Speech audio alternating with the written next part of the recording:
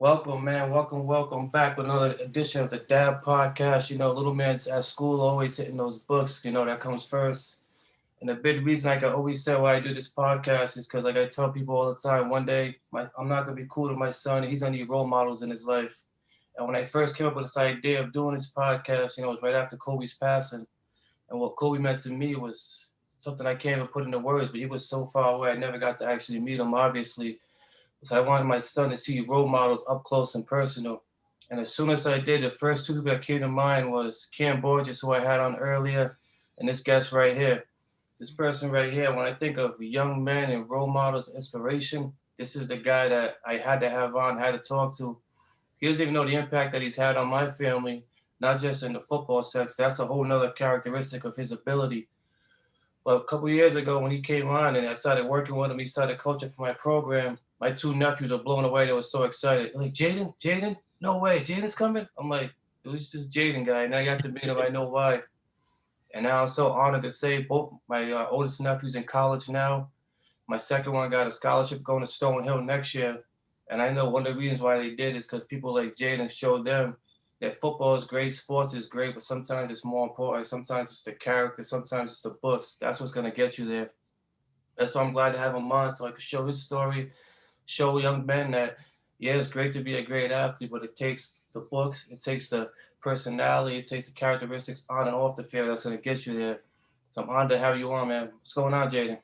What's up? Thank you so much for having me. I'm super excited. Those words mean a lot. And I appreciate you, Coach. Definitely, definitely. Now, first and foremost, I know today, man, today's a big day for Rhode Island football.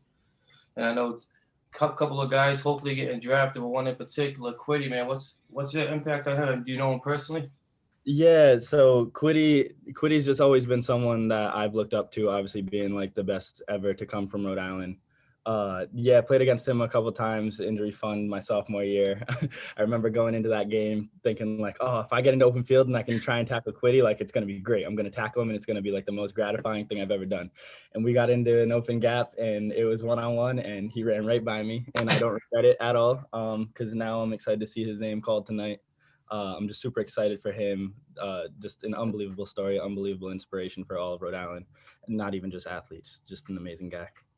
Yeah, man, you played for Moses Brown, man. You did a little bit of it all. I'll never forget when you came and played LaSalle and you had to go switch the quarterback. I Yeah. think you put a little over 200 yards on him. So you had the speed, but I think Quiddy was just a different kind of character, just different athlete. Yeah, different. He's just different. I don't know if we'll ever see anything like him come from Rhode Island again, but I mean, I'm so excited for him. But I mean, not only with Quiddy's impact, but his story off the field. And I think that's what separates you, makes you different, because a lot of people see what you did playing football and thought that was great, but what made you special is what you did off the field. But on the field, before we get off the football, on the field, you had the impact at Moses Brown. And you guys had a squad. I know when you came over and coached for me, you had that group of you, Sam, Yeah. Moran, Elias, and that group. What does that group of guys mean to you? Yeah, that like in high school, I describe my high school experience to my friends in college now as like the most perfect high school experience you could think of, especially when it comes to football and athletics. Those guys like Moran and Elias and Sam Powell and Mike Walsh and all those guys that I played with in my grade, just unbelievable people. Guys that will come to work, like weren't football guys growing up, didn't play Pop Warner, just came to high school, were motivated to do something. Coach Edwards talked us into it, talked them into it, and they would just come in, put the work in every single day. Just very admirable people. Just hardworking dudes. They mean a lot to me. Still remain friends with some of them. Yeah, I think those are guys that I'll have by my side for the rest of my life, which is awesome. And I think a big part of that too is sometimes you got to have a coach that instills those same core values. And speaking on Willie Edwards, I know he's doing great things at Brown. What does he mean to you as far as on and off the field? Coach Edwards, I can't put into words like what you said about Kobe at the beginning of the podcast is how I look at Coach Edwards. Like that is my guy, my right hand man, my go to. Like at Moses Brown, there was times where I felt like I was on my own and I was there like fighting battles by myself. And each and every single day, Coach Edwards made it seem like no, we're in this together. He was always there as uh in like a father figure, a head coach, caring about everything that's going on off the field. Just an unbelievable dude. He has literally changed my life, and he probably doesn't even know it. Well, he's gonna know now because he's definitely gonna see this. I know he's gonna be proud. But I know, like, when you left Moses Brown and you put on that Tufts, you put on that Tufts jersey, but you put on just somebody going to Tufts. And Tufts isn't known for football, but Tufts is known for so much more. What was that decision? How'd you make that decision? Yeah, so it was pretty late in the process where Tufts came into my recruiting process. So it was super stressful and it felt kind of rushed. But as soon as I got to Tufts, as soon as I visited, took an official visit on campus, toured the entire thing, met with the head coach, met with my position coaches and stuff, uh, I felt like right at home. I felt very comfortable here. Our head coach, Coach Jay Savetti, he made me feel very comfortable and very wanted, and made it clear that like he wanted me on his team.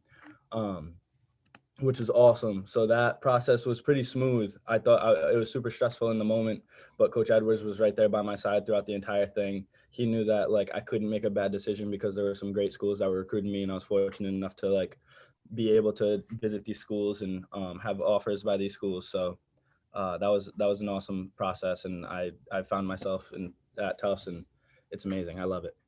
I know right now everything's changed up a bit because of COVID. We're doing spring football, but we just finished up, and our varsity has playoffs on Friday. What has your experience been over there with football, especially with COVID this year? Yeah, so I've got to kind of like shift my priorities a little bit. Obviously, football will always be like my main priority. Well, aside from academics and taking care of my family, uh, but I've been singing. I've been involved in some Senate, some like student government here at Tufts, which is exciting. Uh, so I've gotten to kind of like put more eggs in other baskets, if you will, because I've gotten a little more free time. We've only had like a couple practices throughout the spring. Got some uppers on, had a bunch of lifts in. So it's been cool in the spring not having much football, but obviously no football player doesn't want to have a season. No football player like doesn't want to be hitting and playing games. So it's been tough, but it's been cool to see how I could focus my attention on some other things, take more care of my schoolwork. Yeah, you say sometimes you say it's like it's nothing. Oh, I just been doing the setting. I just been doing the music, and I know that's your personality, but touch on that a little bit. So with the Senate, what's going on with the Senate with you? Yeah, so I ran for, like, we call it the TCU, the Tufts Community Union. So there's a Senate, and then there's like an executive board, president, vice president, treasurer, parliamentarian, diversity officer. Um, so I ran for Tufts Senate just to represent my class, and I won that. That was an uncontested race. So that was pretty low stakes, but it's awesome because there's a lot that can be done at Tufts. And then once I got onto Senate, I immediately ran for diversity officer of Tufts. So now I got elected that about a week ago, I think. So now I'm the diversity officer of Tufts, which is really exciting. It's a large role, and I've heard that it's a stressful role, but I'm excited to take on all the challenges that come with it. Being Tufts being like a predominantly white institution and having issues of racism and bias on their campus at times. Being the diversity officer, I'm really excited to step into that role and combat those issues that Tufts needs to face. And correct me if I'm wrong, but you guys have history with your president, correct, right? What'd you say? I'm sorry, I lost you. You guys made history with your president? Oh yeah, so our president elect, our now president that will take her term in office, is the first Black woman president that the TCU has ever elected, which is super exciting. So working alongside her, she's amazing, and I can't wait to get to work with her. I know you touched on the social aspect at Tufts. Now, is that something that you knew going in, or is that something you're learning about now? It's something that I knew going in. I'm fortunate enough to have gone on to the football team and like joined the football team immediately as I got to Tufts. So I didn't necessarily see it as clearly as other Black students may see it on campus, because I came in and I had a bunch of football teammates that were Black or people of color. So I can see now I'm opening up my perspective to like the perspectives of other students that may not have that like built-in friend group of people of color that may struggle to connect uh, with other students because it's a predominantly white school. And I know even like coming from Moses Brown, one thing I loved about you too is you always had the courage to speak out and talk about it. And even though on a smaller scale, your activism you had while at Moses Brown, you were never afraid to do. Where does that like that pride come from to just speak out and not be afraid of the consequence? Yeah, I think it comes with like, I think it comes with confidence, and I think it just comes from like just the roots of like where I came from, like the family that I was raised in. My parents did an amazing job of keeping me informed and keeping me educated on all issues. So I think at Moses Brown, I just came in and knowing that Moses Brown was like another predominantly white institution, and Coach Edwards being right by my side, he was always very empowering and very supportive. He was like, dude, like you have something to say, you say it here. Like there's nothing to hold back. There's no, like nobody's judging. Like your perspective means more than half the people that at the school. So he always made it clear, and he was very supportive that I should speak up and not let anything just like leave a sour taste in my mouth. And it's powerful too because you again like you may not know your impact you have, but one of the guys that I know you impact was Miles, Yeah, uh, Miles. and he's over at Moses Brown now.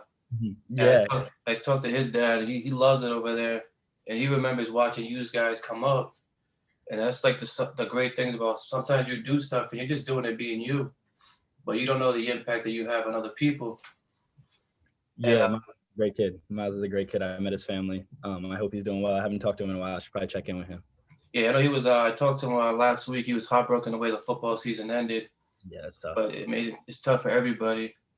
But besides, I know you mentioned your parents and Willie, Coach Willie Edwards. Is there someone else who had an impact on you growing up that gave you that strength? Yeah, so my best friend in my entire life is my great grandmother, my nana.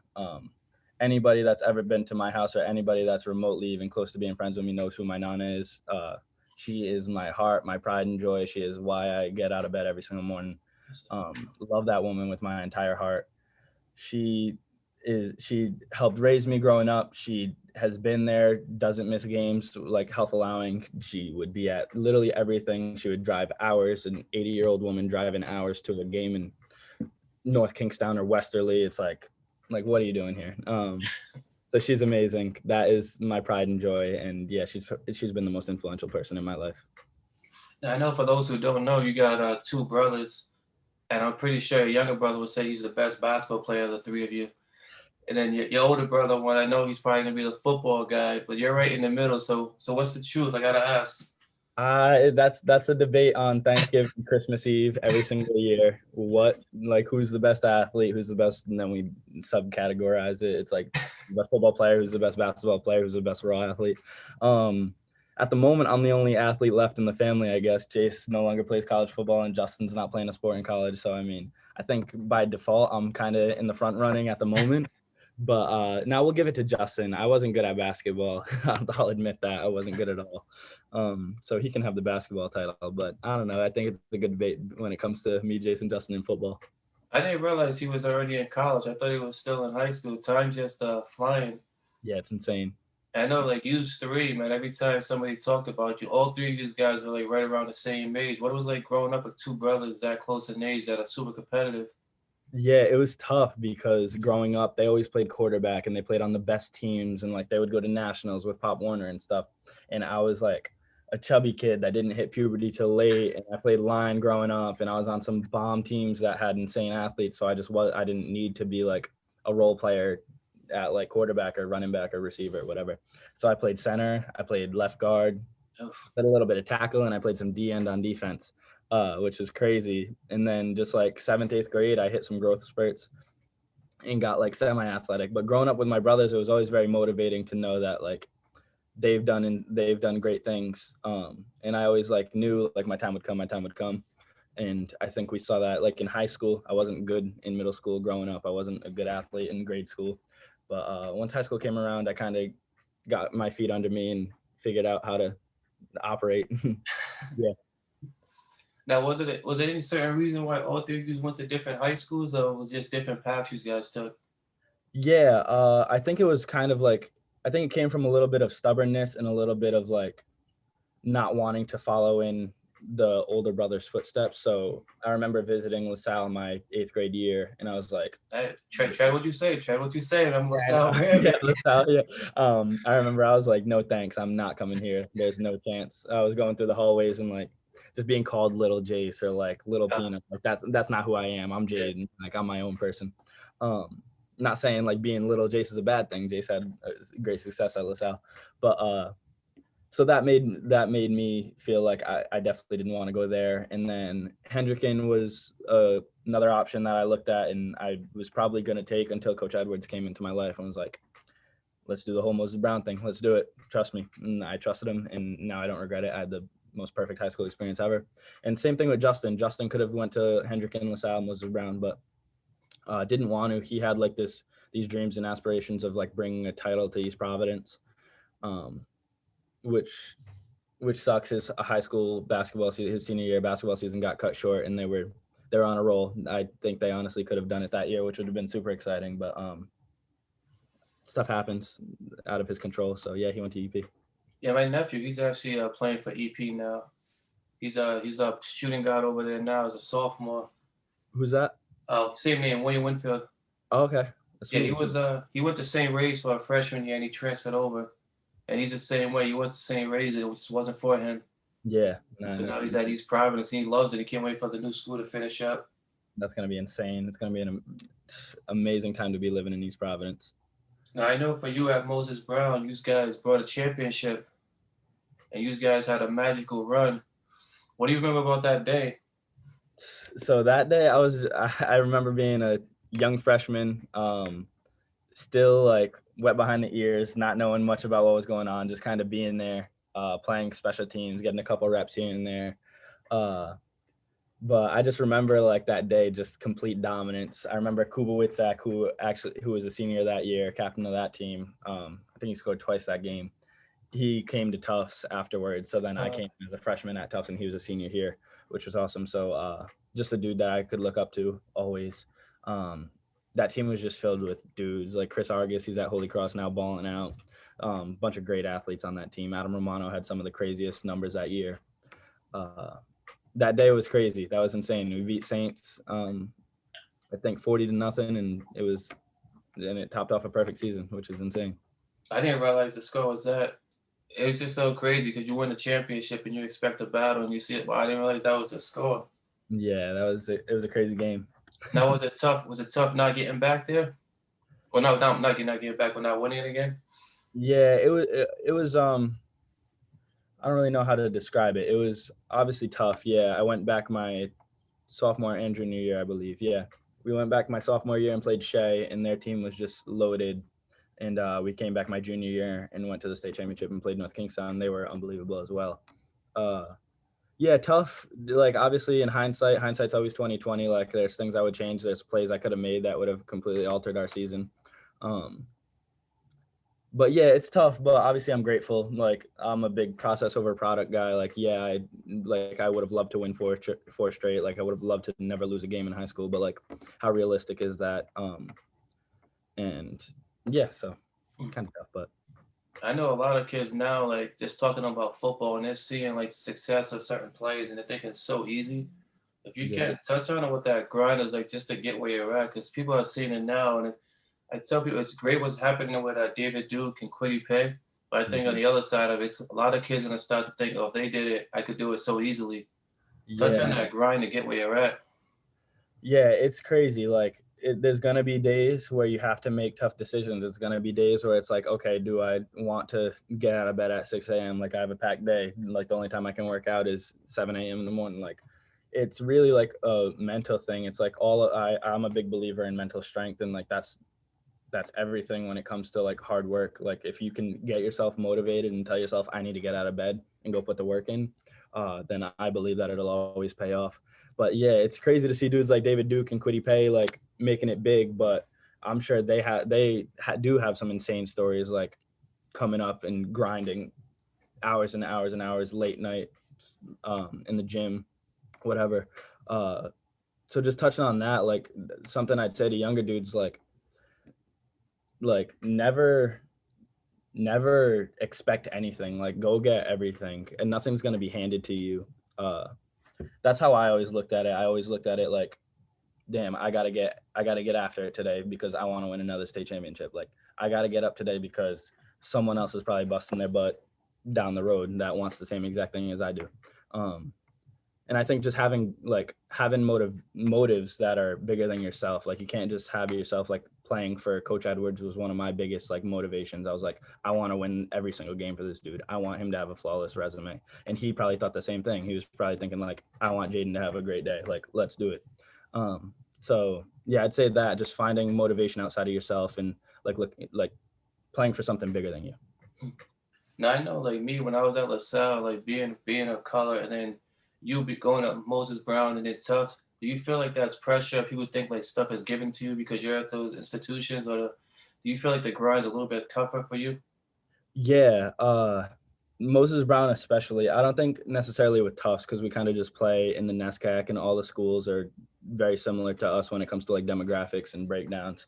Um, but yeah, Moses Brown especially, a lot of trash talk would be directed at like, oh, you're at the white kid school, like you're at the preppy school, like whatever.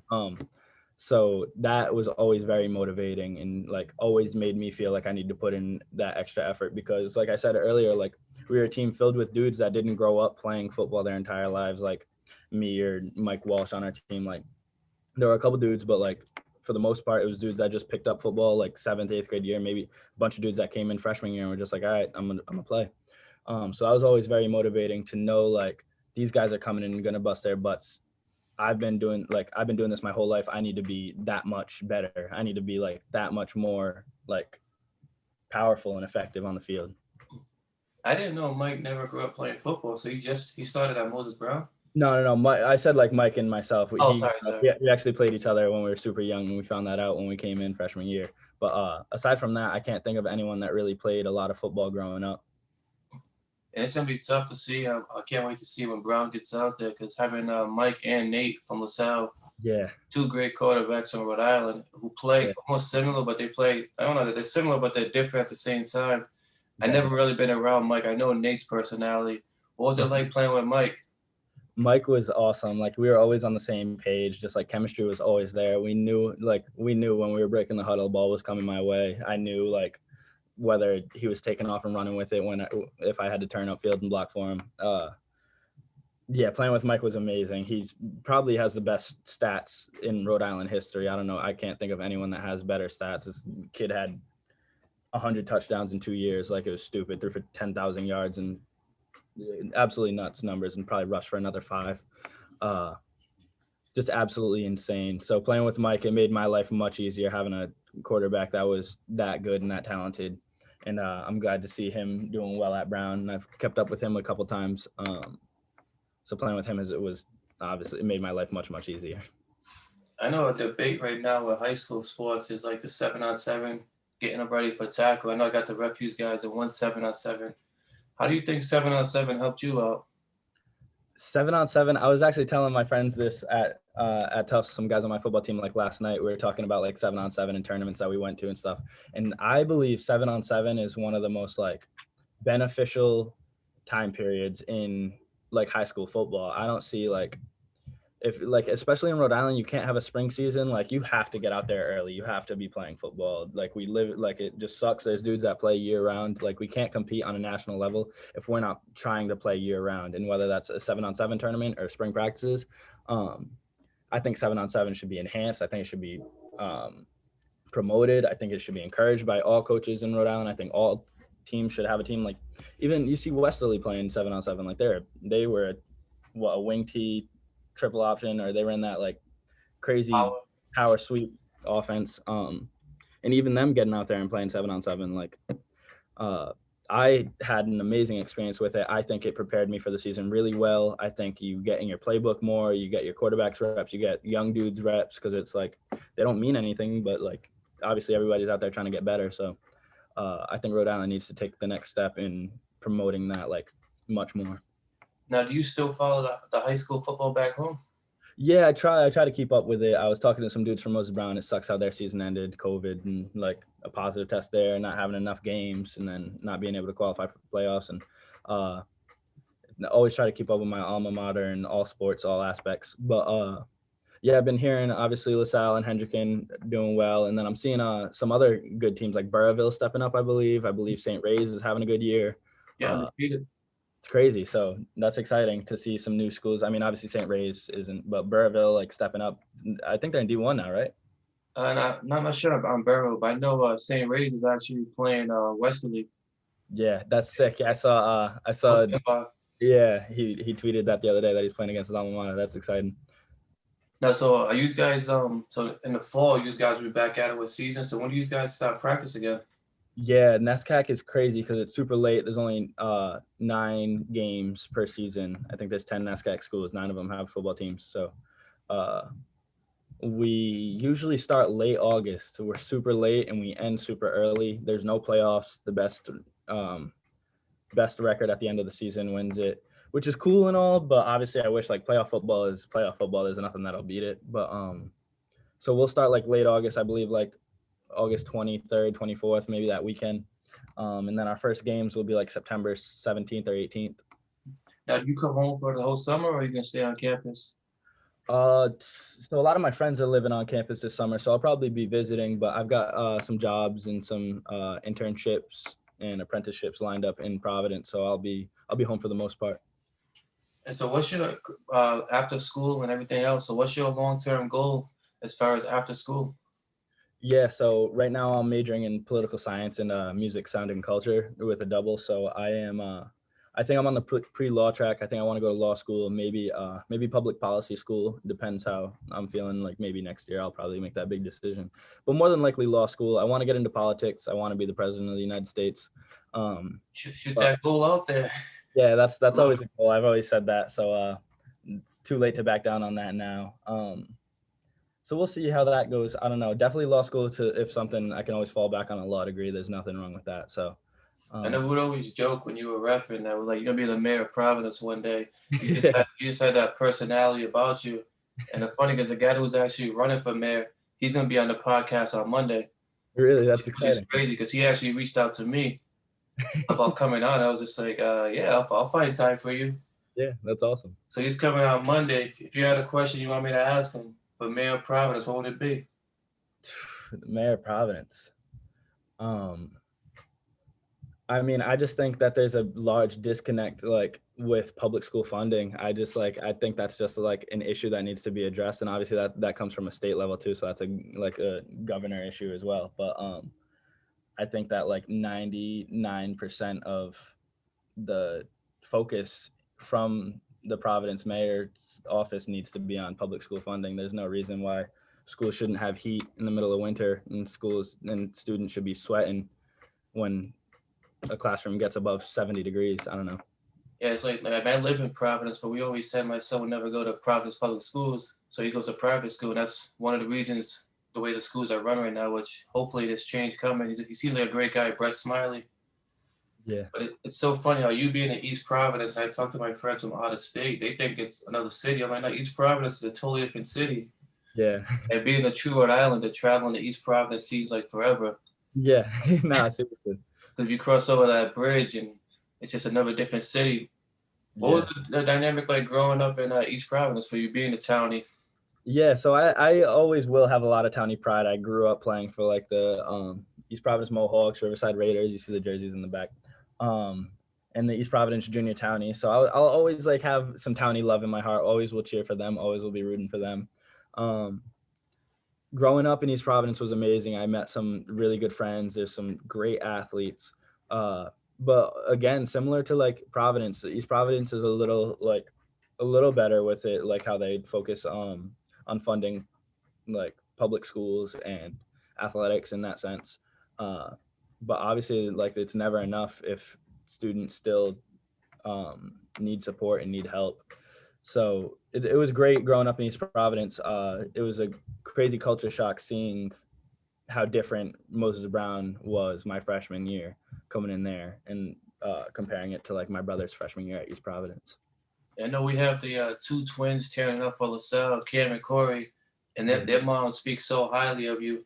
What was it like watching those two boys grow up in the great young men they are? Yeah, those kids are awesome. I love those guys, Jermaine, Big Maine, and Little Maine, and then Anna, obviously love her. They were like family growing up. Maine, played with Jace a lot at LaSalle, and then even with the Mohawks and stuff. And then Cameron and Corey always played with Justin. So I was essentially in that family. I was always there watching games with Jermaine and Anna. So that family's amazing. I love them with my whole heart. I haven't seen them in a while, but I see that Cameron and Corey are still tearing it up. I talk to Corey here and there. I talk to Cameron sometimes too. Usually talking about Madden or something. But yeah, I'm glad to see that they're doing well, and I'm excited to see how they're gonna play out in the playoffs. Yeah, they got a big game on them. These guys lost to NK, and NK's Division One, so they had a battle. LaSalle has Portsmouth on Friday, so that should. Really? And then Hendrick and NK, which should be a big battle. That's exciting. Those are the semis to go to the. Yeah, those are the semis for Division One. That's and so I know sick. LaSalle had a battle with NK. They had to come back from the same with Hendrick. And this year, because of COVID, Hendrick and LaSalle didn't play in the regular season.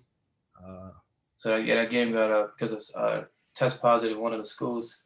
That's exciting to see them. I hope they play each other again. That's always a great game.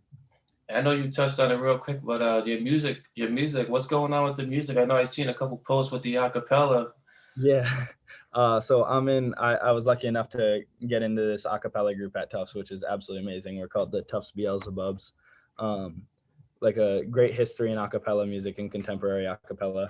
So it's been amazing. I made some of my best friends in that group. The kids, each and every single day I go to rehearsal and I'm like, I'm not as talented as these kids. These kids are so talented. These kids are unbelievable. It's just another group where like everyone loves each other. It feels like a team. Everybody has the same common goal of making fun, like just having fun through music, which is awesome. No, do you guys have any performances coming up? I know a lot of stuff's starting to open back up. Yeah, no, not at the moment. We're focusing our attention on the fall. We're gonna have a little retreat. I think maybe record an album, or maybe record like a small EP. So we'll see how that goes. So that's something that I'm excited for. No, as far as for acapella, you guys just do. I can't think what it was a group that was on a TV show. Now I can't think of when they would do like the beatboxing and the music. Maybe like Pentatonics or like the Glee Club or something Yeah, like. you guys doing stuff like that, or just pure singing? Yeah, actually, our voices. So like that show Glee, our voices, I believe in like 2010, 2012, one of those years. We were the voices for that show. So we've done some stuff in the past for like NBC. We were on like the Sing Off and stuff in the past, which was cool. Which is like some acapella performance. Like I watch all those shows. My wife had me watching all of it. Now, were you able to get on there? Or was that before you? No, that was far before I came. Yeah. We kind of don't focus on competition anymore. Kind of just making music and having fun with it. Nice. So now we're getting close to wrapping up. So it's the fun part. I'm gonna ask you a couple rapid fire questions, and then just the first thing that comes to your head. There'll be one serious one, and then you just have to ask your opinion on it. But the first one, my son's a big Fortnite guy. He's 9, so of course. So you jump out of an airplane. You gotta survive on a desert island for 1 week. You and 5 people. Who you taking? Ooh, who am I taking? So my best friend at Tufts, I'm going Jack Racine. I'm probably going my 2 brothers, Jason, Justin, just because like they'll also be motivated because they'll kill each other if they don't get off that island. My last 2, I'm probably going with my boy Adam Whitehill from Moses Brown, probably like my best friend from Moses Brown, and then probably like my childhood best friend Ben Sears. He pitches at the University of Houston now. That's been my best friend since we were like 5. And then you're all done. Honorable mention is my friend Zach Fanara as well. He'll be upset if I don't mention him. And you're all done. You get to have any meal from anywhere you want in the world. What do you have? Oh man, see, there's this pizza spot right off campus at Tufts. They got these chicken parm subs. They're just literally to die for. Like $9. Go there, chicken parm sub, huge. I'm probably going with chicken parm sub. Yeah, it's as crazy as it is. I can have any meal ever, and I'm going with the $9 chicken parm sub from down the road. Oh, okay. I had a couple people say they want this from Greece, this from Rome, this all in one meal. You go with $9. That's a college student for you. $9, yeah, damn right. And then afterwards, you get to have a dream concert. Any 4 artists, dead or alive. Oof. So Drake easily It's weird. See, I got like two sides of me. I got like the music side of me, like the musical theater guy, and then I obviously love my rap. But if I'm going like concert where I'm like, let's have a time, then I'm going probably Drake, Lil Baby, Polo G, and the Baby probably. I probably know one of those. I know the other two. I couldn't tell them. They mess with me all the time. I get the baby, little baby mixed up, Yeah, nah, I get it. Makes and sense. Polo G I've never heard of. So, Nah, he's the goat. You got to check him out. and then you're playing in a flag football league, 6-on-6. You get to have you and 5 plays. Who's your team? Got to go back to Mike Walsh at quarterback, probably. But also I love my quarterback here at Tufts now, Trayvon. So that's tough. But I'll go Mike Walsh for old time's sake. So we'll go Mike Walsh. I'm probably bringing my boy from Tufts, Billy Dunn. I'm probably going. I'm trying to think of who else. Who else was a 7-on-7 demigod in Rhode Island? I mean, honestly, like I could go. Oh, like we'll probably have to play some defense. So I'll go like Jack Racine, and I'll go Jay Sean Means. All right. And then Yeah. same question, but 5-on-5 NFL plays all time. Who's your 5? All time. We're going. Oh man. See, I got some weird favorites. Walter Payton's like my favorite ever. I love Walter Payton. I don't know can't go why. wrong there. Yeah, so we're going Walter Payton. We're probably going Bo Jackson just because he's probably like the best athlete to ever touch this planet. So he'll play wherever I ask. And we're probably going Deion Sanders, Randy Moss, and gonna need a quarterback because I can't throw to these guys. It'll be ugly. And in the ball. Yeah, honestly. I don't know. We'll go Brady. We'll probably go Brady. Why not? Go Brady, all right. And then on a serious note for this question, the Chauvin, when that case came out and the verdict came out, what was your first reaction? I had mixed emotions. It was like, great, that feels good, but that is just a tiny step in the right direction. Like there's so much more to be done. Like that's not justice being served. That's just holding Chauvin accountable of his actions. But obviously, as a person of color and being around my friends, my black friends at the moment when the hearing was coming out, it was very powerful and very moving when that happened. But obviously I kept a kind of pessimistic approach to it, and I was like, okay, great, like what's the next steps? Like when's Congress going to take action to make it easier to hold police accountable and serve justice? Because that's one case of thousands and thousands and thousands that need to be reassessed and reanalyzed. And then finally, like I keep mentioning, man, NFL drafts tonight, and there's a lot of great athletes coming out, but there's more great athletes right around us, and you're one of them. But more so a great athlete, a great person. That's why I want to have you on to give you your roses, because a lot of times you do so much amazing stuff, and you just keep on doing it and don't realize the impact you're doing. Because I know I talk to my nephews, and I talk to a lot of the kids you coached in flag, and even Cam and Corey would talk about the impact you've had, and you don't see it because you just keep on being great, and you're chasing the presidential goals while a lot of these kids are chasing dreams that are like, I just want to get out of Providence, I want to do this. When you're saying you want to change the world, and we need more people like that. My son's 9, and he's gonna need a role model, and I can tell him this is the kind of person you want to be like. So if he says, Jaden, what advice would you give me heading into high school, or what advice would you go on into life further? What advice do you tell that 9-year-old?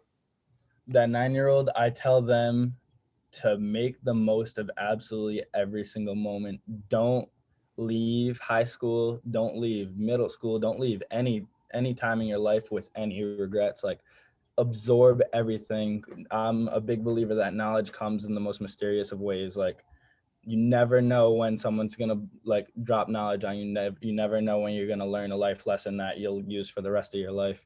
So just take advantage of every single opportunity that was given to you. I did that at Moses Brown, and I think that's what's set me up well here at Tufts, which is awesome. Thank you. Appreciate it. Fine. One last question before I go. I know you're a big Patriots fan. Yeah, a And little bit. got to change it up real quick. Who they taking? Oh, see, I'm not a huge Patriots fan. I told myself wherever Quiddy goes, I'm a fan there tonight. So I'm ordering a jersey tonight, no matter where he goes. I'm hoping that he goes as high as possible. So we'll see where my fan base, where my heart ends up tonight. But You can wear a Giants jersey.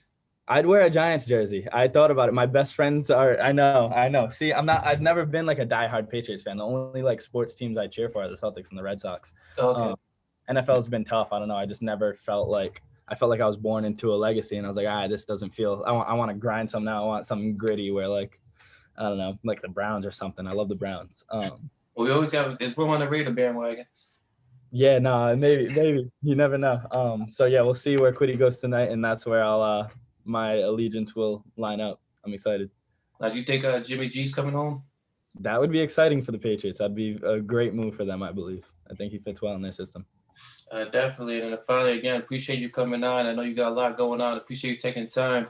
Yeah, thank you for having me on. This was amazing. I really appreciate it, Coach. Definitely, man. Keep it up, man. Keep doing great things. And campaign in 20 years? Yeah, maybe a little shorter. Hopefully like 10-ish. All right, man. Start with the mayor, man. There's a mayor spot waiting for you. That's the plan. I appreciate you, Coach. Appreciate you. Thank you. All right, thank you.